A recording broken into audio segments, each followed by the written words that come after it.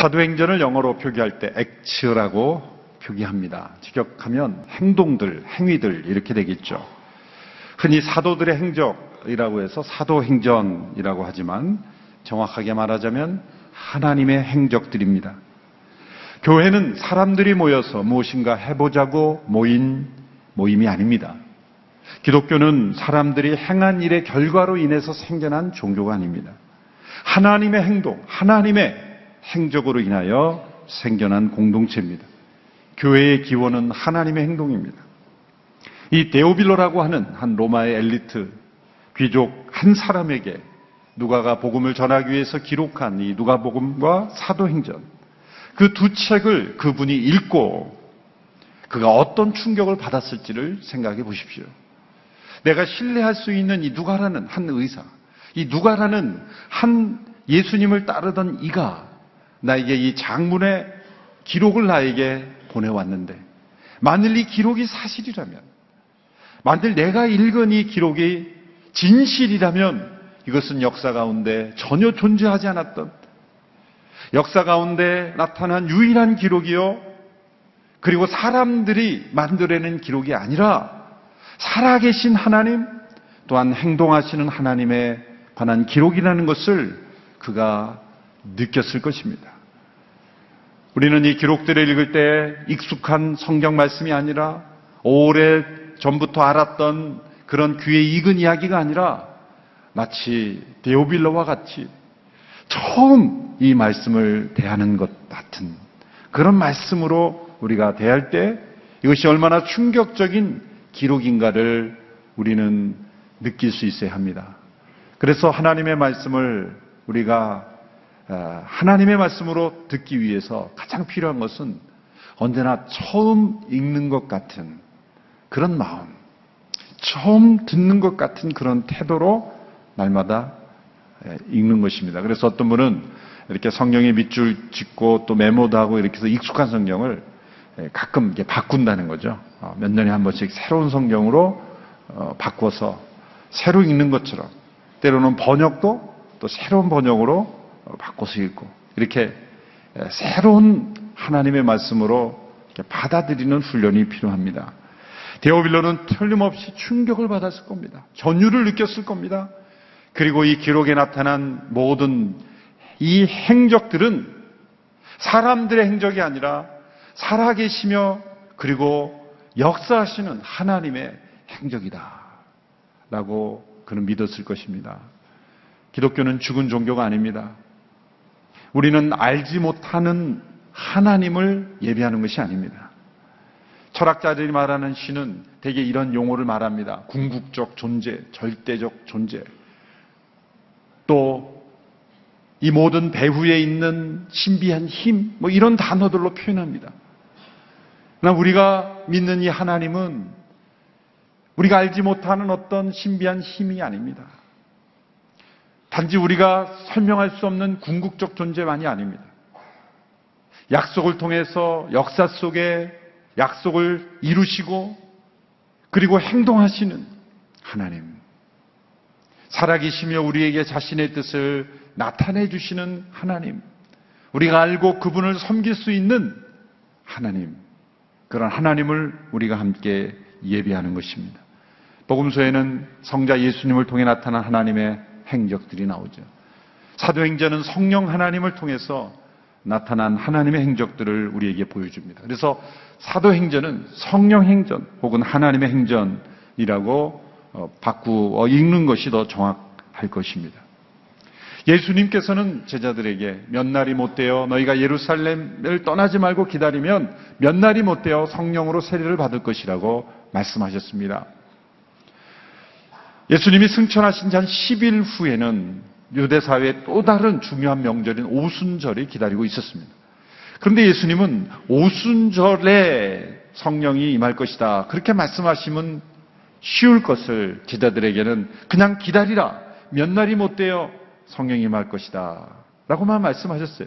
그러므로 제자들은 그 몇 날이 하루가 될지 이틀이 될지 10일이 될지 20일이 될지 잘 몰랐을 겁니다. 그들은 이 오순절과 성령의 오심이 서로 어떻게 연결된다는 것을 거기까지는 상상하지 못했을 것입니다. 그냥 단지 말씀대로 기다렸을 뿐입니다. 그냥 언제 이루어질지 모르고 기다리는 기다림이 우리에게 훈련이 되는 거예요. 여러분, 고난의 끝이 잘 보이지 않잖아요. 이게 언제 끝날까? 거기에 하나님의 역사의 묘미가 있는 거예요. 만일 우리의 인생을 지금은 어렵지만 10년 후에 고난이 끝나고 그 10년 후에는 축복이 임하고 그 10년 후에는 또다시 고난이 오고 이렇게 우리 인생에 일어날 죽을 때까지 일어날 일을 다 시나리오처럼 대본처럼 우리는 하나님이 다 주시기를 원하는 거예요. 그러면 우리가 하나님을 잘 섬길까요? 아니죠. 정반대의 일이 일어날 겁니다. 내 인생의 주인이 내가 될 것이고 때로는 체념하고 때로는 교만하고 아마 우리 인생이 엉망진창이 될 것입니다. 하나님은 모든 것을 때를 따라 아름답게 하심으로 우리 인생의 때를 우리가 정하지 못하게 하심으로 하나님을 바라보며 날마다 살아가는 존재. 여러분, 인간이라는 인류라는 엔트로포스라는 그 헬라어, 그것은 위를 보며 사는 존재라는 거예요. 날마다 하나님의 때를 바라보며 그렇게 기다리며 살아가는 존재. 때로는 고난 속에서 기다리고 때로는 약속을 기다리는 그런 기다림의 인생. 이것이 인간의 본질이요. 하나님을 의존하는 인생의 참된 인생이라는 것을 우리에게 가르쳐 주십니다. 그냥 기다리라. 오순절에 올 것이다. 이렇게 말씀하시면 됩니다. 그냥 기다리라. 제자들은 하루하루 기다림 속에 때로는 기도하며 때로는 교제하며 기다리고 있었습니다. 이제 10일 후에 다가오는 오순절. 이 오순절은 출애굽을 기념하는 6월절로부터 50일째 되는 날이죠. 50일째는 안식일이 7번 지난 다음 날입니다. 그렇죠? 7, 7이 49. 그 다음 날이 50일이죠. 그래서 오순절을 77절이다. 그렇게 부르기도 합니다.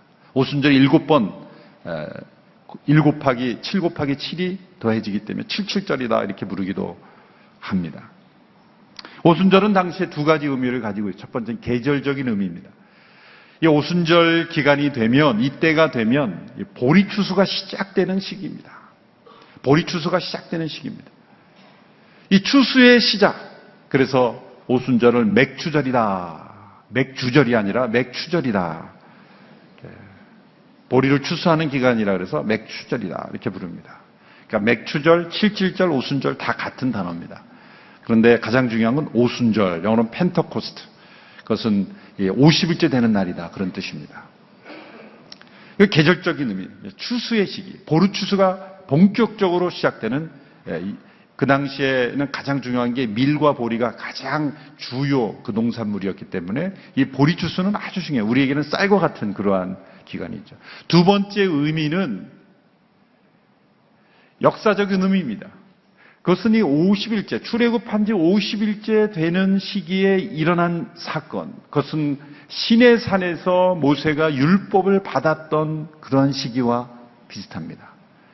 그래서 유대인들은 이 오순절이 되면은 이 율법을 받은 그러한 모세가 시내산에서 율법을 받은 것을 기념하는 절기로서 율법을 낭독하고 율법이 우리에게 전해졌음을 기억하는 그런 의식들을 행했던 거죠.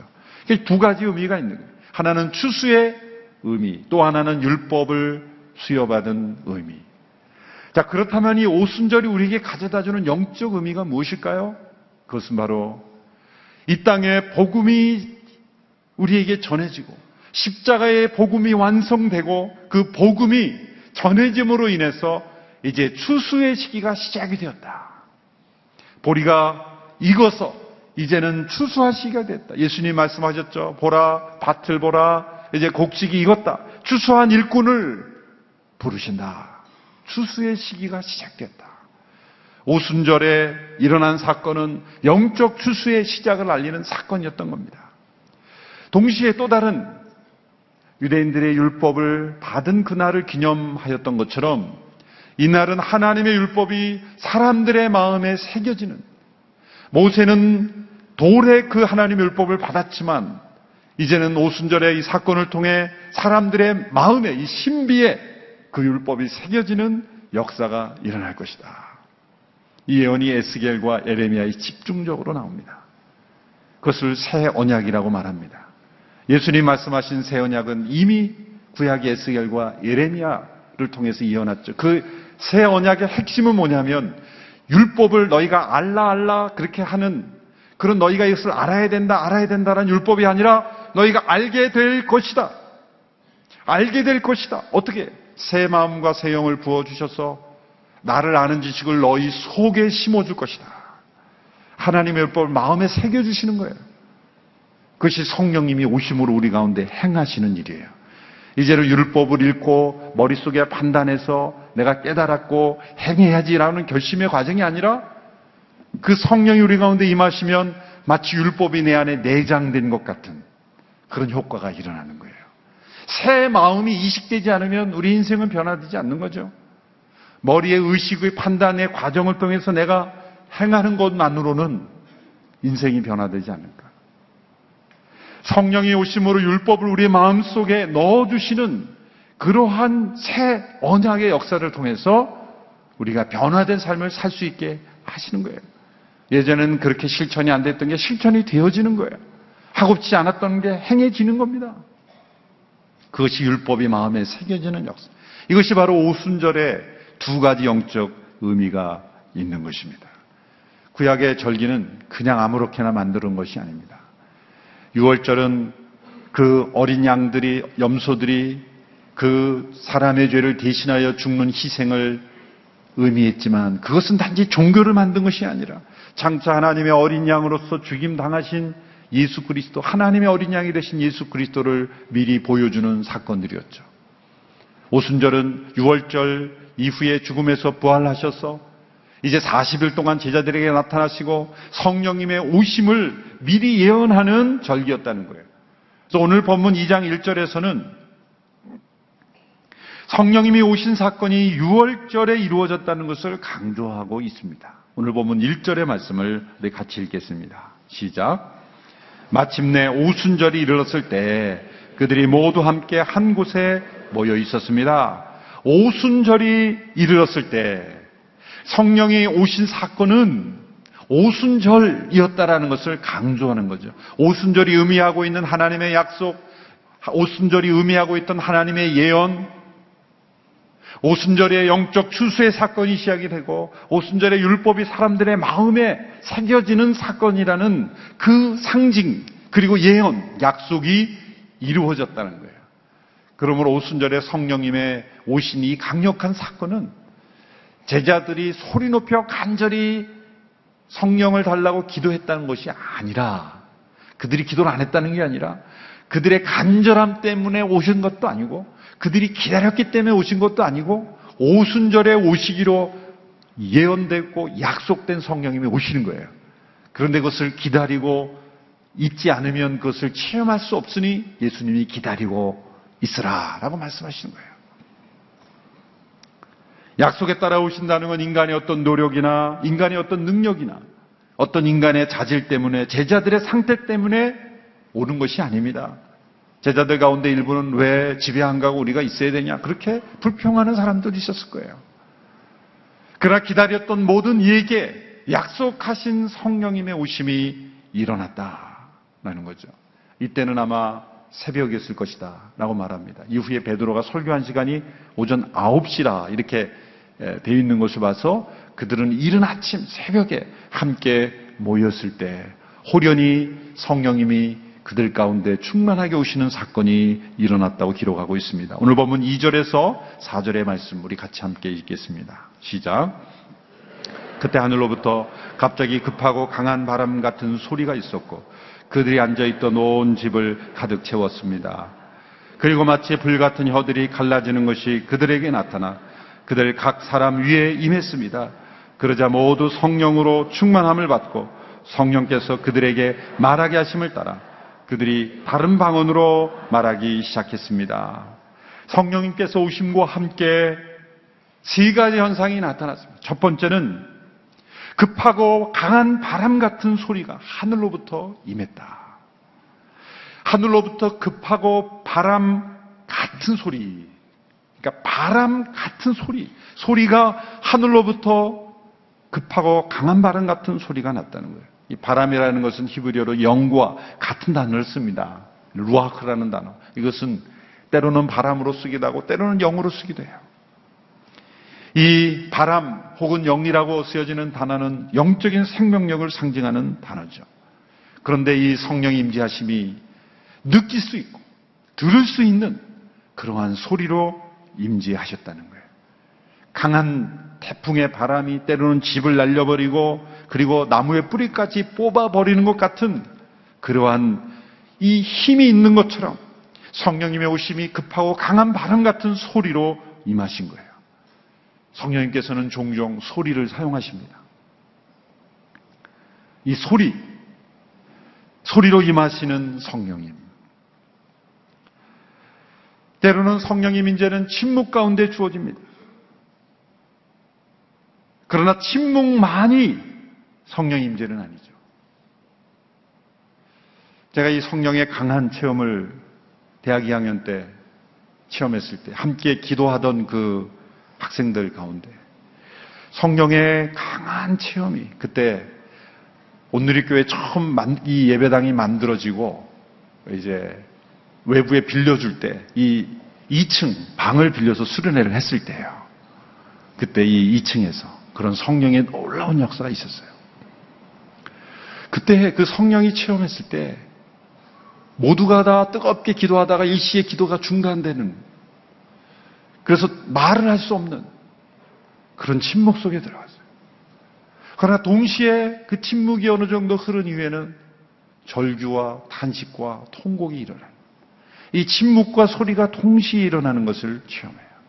너무나가 하나님의 임재 앞에 두려워서 감히 입을 열지도 못하는 그러한 상태도 있지만 동시에 절규 속에 하나님 앞에 기도하는 기도의 소리, 하나님을 향한 찬송의 소리도 동시에 있는 거예요.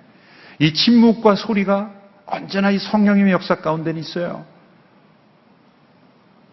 거룩한 침묵만을 하나 성령의 임재하심이라고 말해서는 안 돼요. 또 소리만 있는 것이 성령의 임재라고 말해서는 안 돼요. 여호수아가 그 여리고성을 정복할 때 하나님께서 여호수아를 통해 주신 그 명령이 있죠. 6일간은 너희들이 침묵하며 그냥 돌기만 해라. 6일간의 침묵. 그들이 이렇게 한다고 뭐가 달라질까라고 하는 그 불신의 소리를 잠재우는 거예요. 우리는 말을 하면서 더 불신의 소리, 의심의 소리를 많이 바라죠. 침묵하라. 그건 순종의 소리죠. 순종의 침묵이죠. 그런데 제7일에 너희가 함성을 지르라, 소리를 내라. 여러분, 소리 지른다고 벽이 무너집니까? 우리가 함성 지르면 이게 무너집니까? 아니죠. 소리가 컸기 때문에 무너진 게 아니라 그게 믿음의 소리였기 때문에 하나님께서 역사하신 거예요. 우리 안에 이 성령 임재하실 때 믿음의 강한 소리가 있어야 돼요. 어떤 교회 가보면은 전혀 소리를 못 내게 하는 교회가 있더라고요.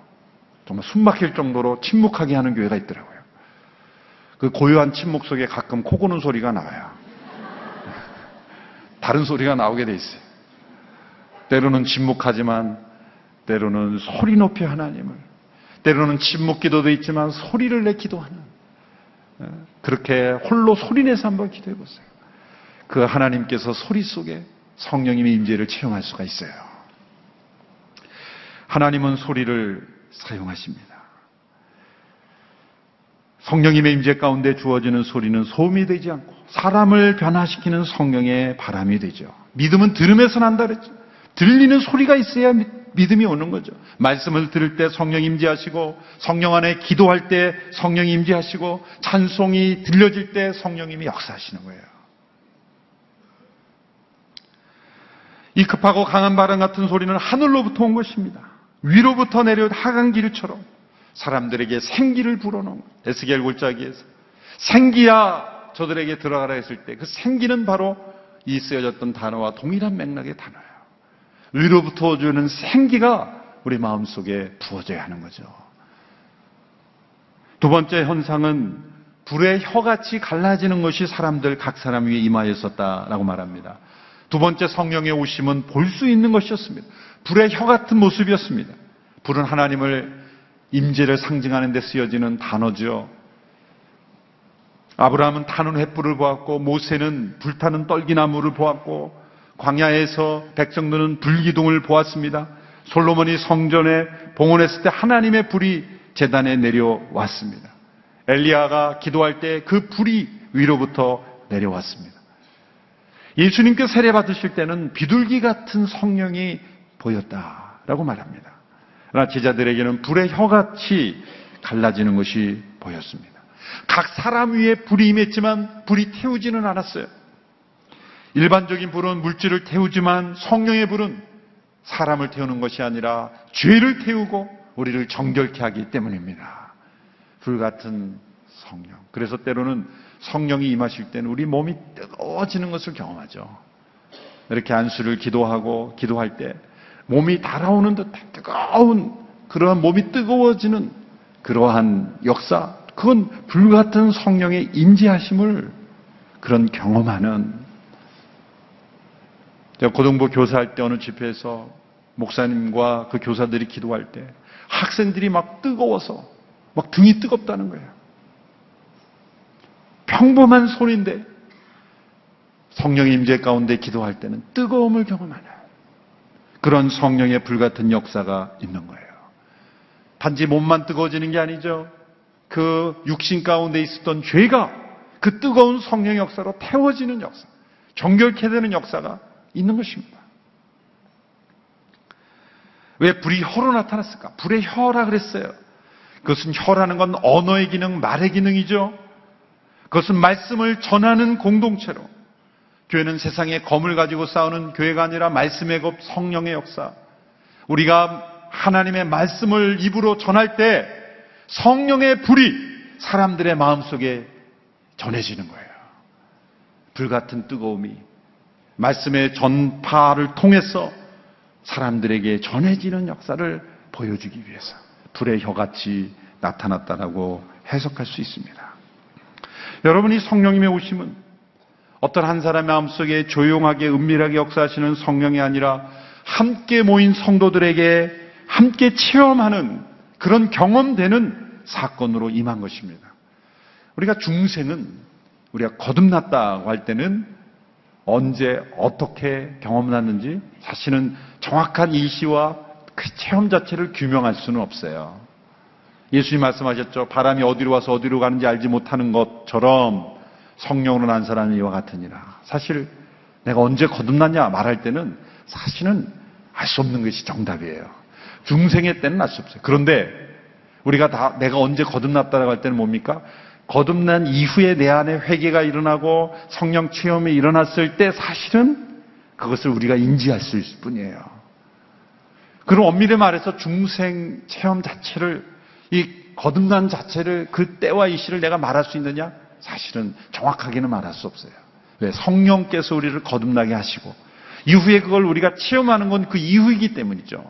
회개를 통해 그 거듭남의 생명이 내 안에 일어나고 그런 것을 경험한 것은 사실 중생 이후이기 때문인 것이죠. 이 사건은 교회에 내려온 능력입니다. 체험입니다. 알 수 있고 볼 수 있고 느낄 수 있는 사건입니다.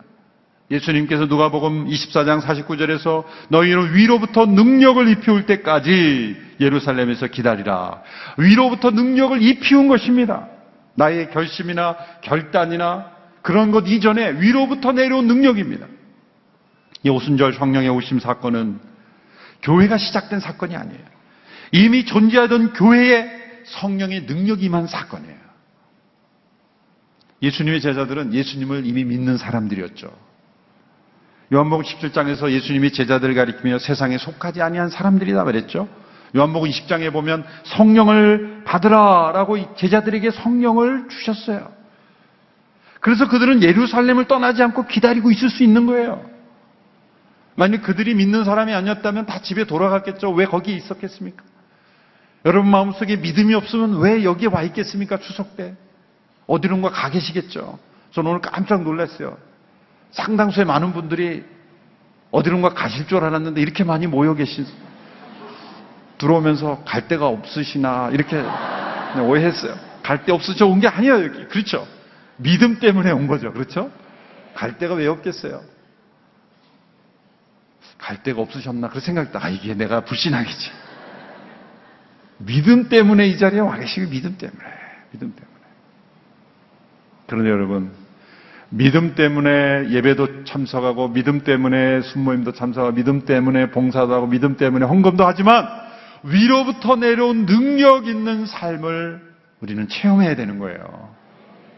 지금 수준에 머무르는 믿음이 아니라 더욱 큰 믿음의 능력을 체험해야 되는 거예요. 위로부터 부어주시는 능력.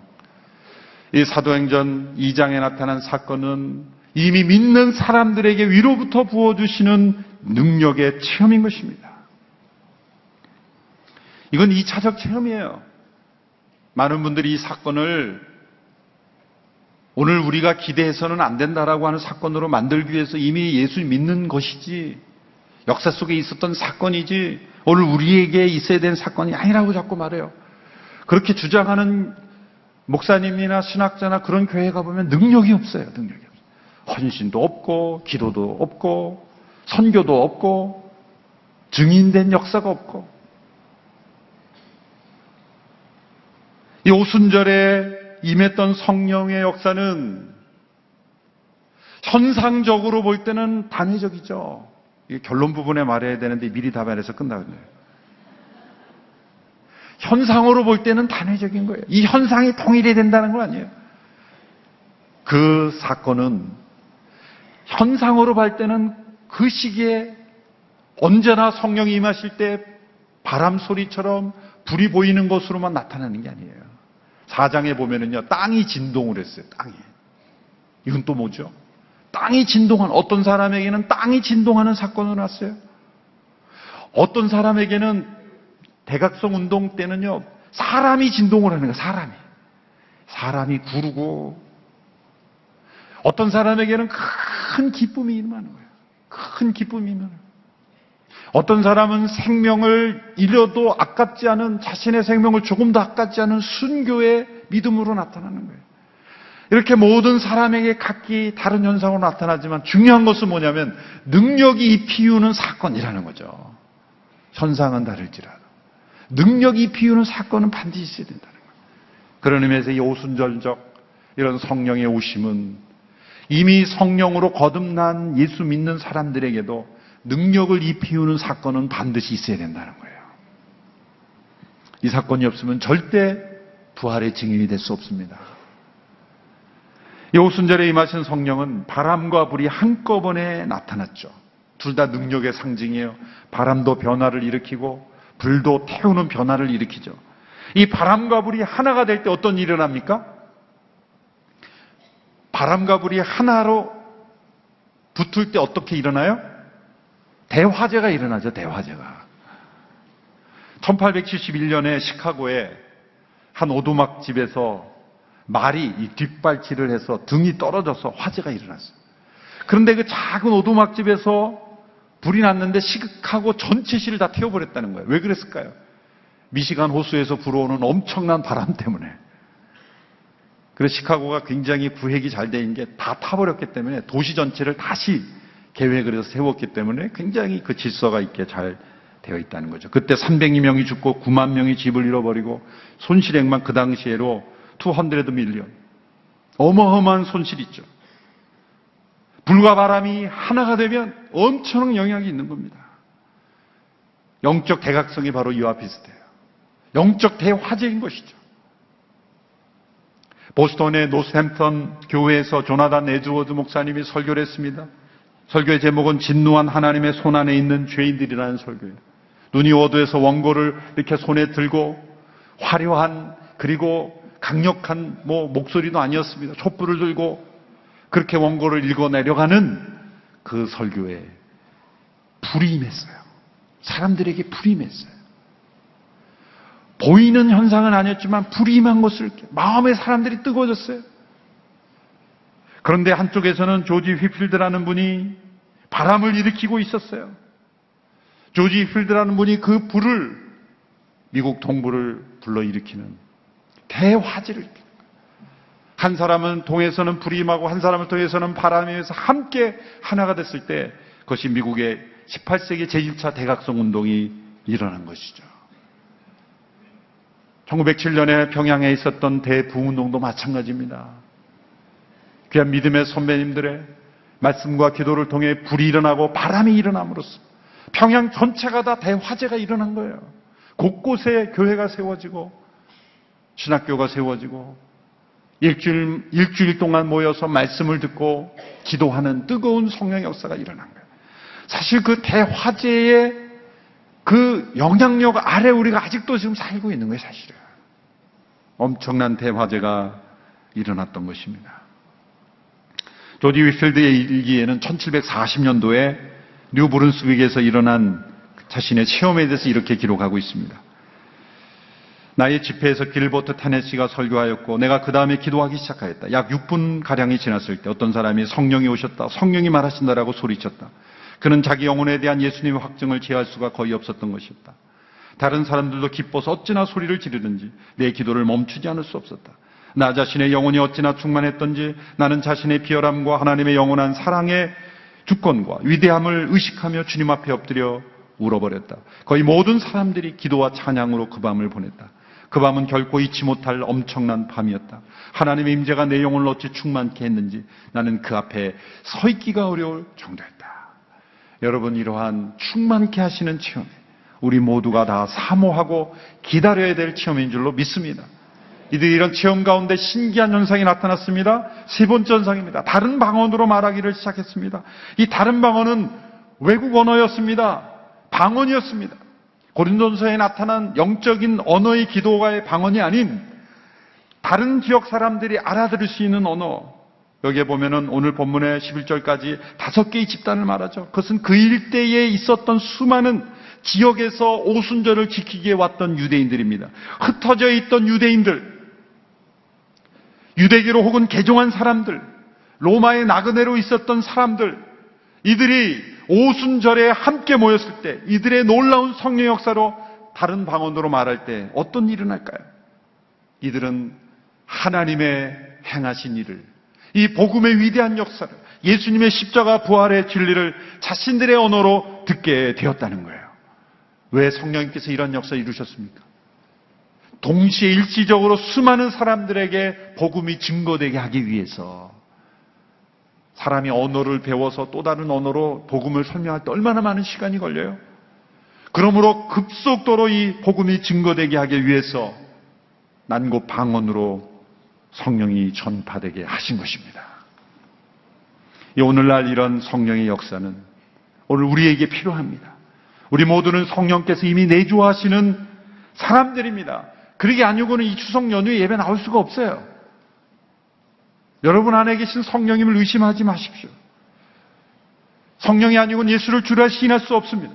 그러나 제자들에게도 능력이 필요했고 약속하신 성령의 덧입음을, 그러한 체험이 필요했던 것처럼 바람처럼 불처럼 때로는 진동으로 때로는 기쁨으로 우리 가운데 임하시는 성령의 충만케 하심을 우리 모두가 체험해야 될 줄로 믿습니다. 일평생 살아가며 이런 분들이 고백한 이런 성령의 충만함의 역사를 내 인생에 꼭 체험하게 되기를 바랍니다. 그래서 능력 있는 믿음의 사람으로 살기를 원합니다. 기쁨으로 충만하기를 원합니다. 부활의 증인이 되기를 원합니다. 박영조 목사님께서 이 본문을 설교하면서 이렇게 말하는 게 마음에 와닿았어요. 하나님을 안 믿는 게 문제가 아니고 하나님을 제한하는 게 문제입니다. 성령님을 부인하는 게 문제가 아니고 성령님을 제한하는 것이 문제다. 우리 모두가 이 오순절에 이 성령의 오심의 사건이 매일매일 우리의 삶 속에 체험되는 그런 역사가 있게 되기를 축원합니다. 기도하겠습니다. 이 시간 함께 합심하여 함께 기도합니다. 성령님, 나로 하여금 예수님을 믿게 하심을 감사합니다. 그러나 제자들이 위로부터 능력을 체험했던 것처럼 저희의 나약한 믿음이 되지 아니하고 그저 예배만 참석하는 믿음이 되지 아니하고 세상 속에 능력 있는 자로 부활의 증인이 되는 자로 살 수 있도록 나에게 충만하게 임재하여 주시옵소서. 바람처럼 불처럼 임재하신 성령의 역사가, 성령의 은사로 함께 나타나신 이 성령의 오심의 역사가 우리 모두에게도 있게 하여 주시고 오늘 이 교회가 다시 한번 사도행전적 교회로 변화되는 축복의 계기가 되게 하여 주시고 창립 30주년을 맞이하는 이번 집회에 성령님의 오신 충만하게 임재하시는 역사가 있게 하여 주시옵소서. 함께 합심하여 기도하겠습니다.